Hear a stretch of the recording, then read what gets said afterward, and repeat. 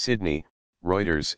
Asian shares crept ahead on Wednesday after Wall Street took heart from upbeat corporate earnings, though nagging concerns about trade barriers and the global growth outlook kept currencies and bonds subdued. Chinese markets struggled even as Beijing boosted liquidity in the banking system. Shanghai blue chips hit an 8-month low before recouping losses. Late Tuesday, the PBOC unexpectedly announced it would cut the cash banks must hold as reserves in a move that frees up lending for small firms but falls short of a broad monetary easing. Mainland Chinese shares buckled after the United States banned American companies from selling components to Chinese telecom equipment maker ZTE Corp. MISIA Euro trademark's broadest index of Asia-Pacific shares outside Japan bounced 0.5%, though that followed 4 straight sessions of losses. Japan Euro trademark's Nikkei climbed 1.2%, with investors waiting for any developments on trade as Japanese Prime Minister Shinzo Abe meets President Donald Trump at his Mar-a-Lago resort.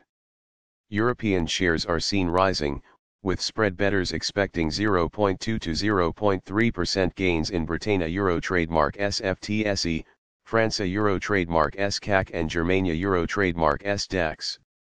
E-mini futures for the S&P 500 gained 0.1% after robust earnings from Netflix, Goldman Sachs, and healthcare companies fueled optimism about what is expected to be the strongest earnings season in 7 years.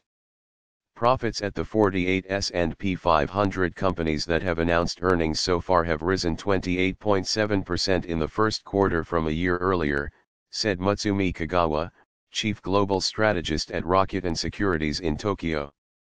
The Dow ended Tuesday up 0.88%, while the S&P 500 rose 1.06% and the Nasdaq 1.78%.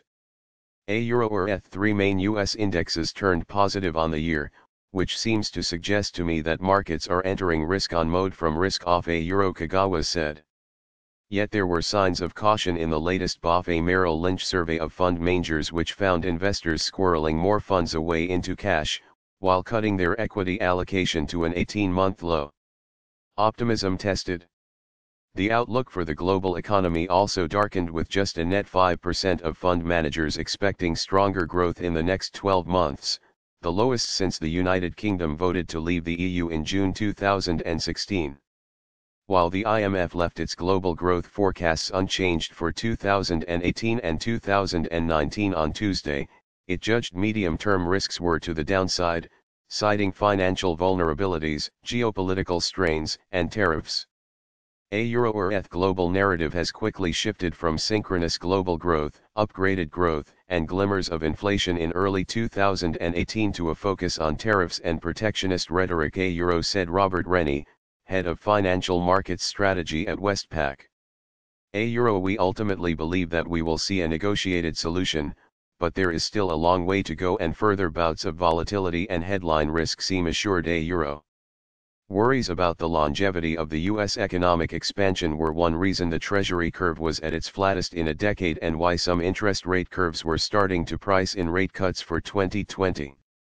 The air of uncertainty was keeping currencies restrained.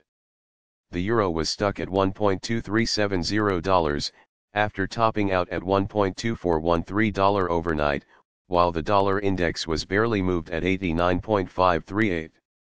The dollar did nudge modestly higher on the yen to 107.25, helped by signs of progress in U.S. talks with North Korea. U.S. Secretary of State nominee and CIA Director Mike Pompeo secretly visited North Korea and met with North Korean leader Kim Jong-un to discuss a planned summit with President Trump. In commodity markets, gold was a fraction easier at $1,344.11 an ounce.